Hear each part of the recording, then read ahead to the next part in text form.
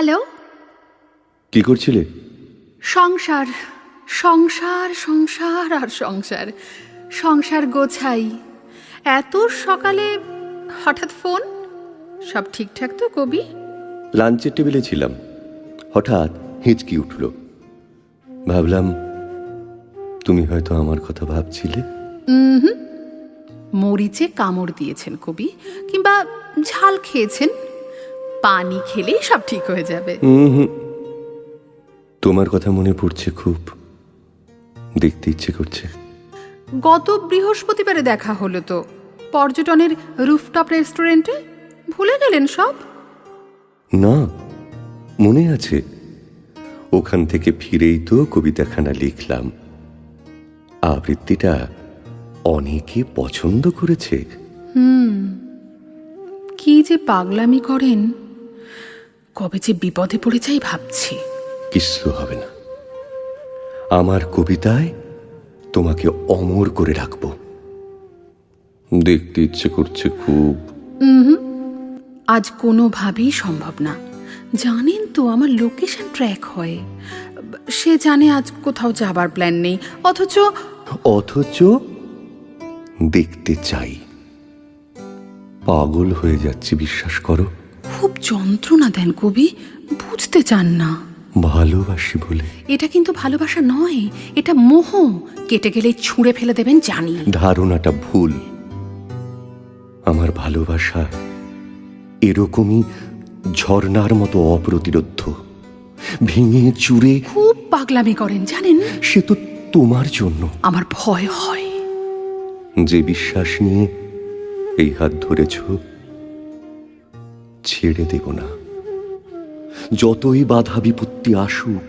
কি যে হবে, একদিন বিপদে ফেলবেন। ভয় পাই না, ছাড়খাড় হয়ে যাবে সব। পাশে থাকবো।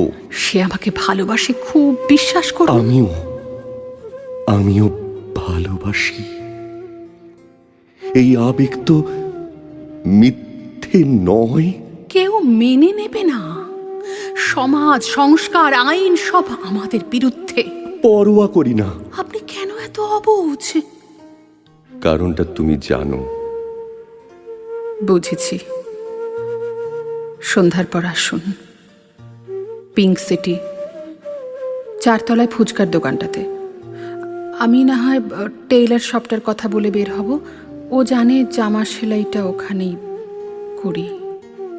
না, ওখানে খুব ভিড়। একদিন তো বসলাম, মনে নেই? ওয়েটার ছেলেটার সঙ্গে আপনি কি দুষ্টুমি করলেন?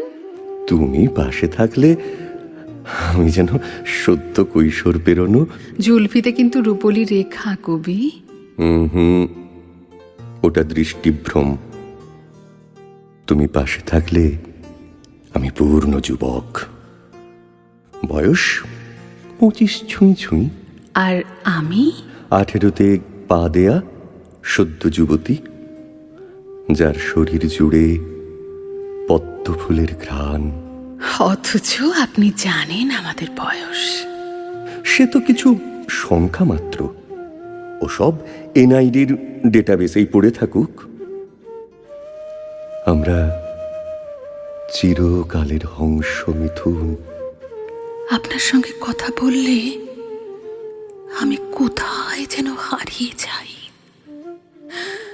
কেন এমন করেন? খুব ভয় হয় কবি।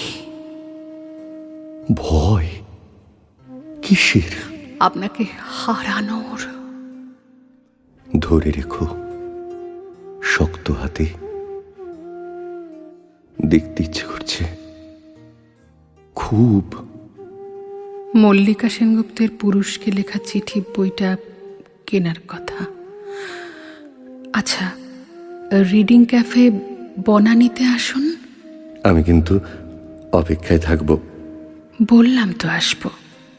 আমি কথা দিলে সেটা রাখি, জানেন তো। জানি বলেই তো তুমি আমার।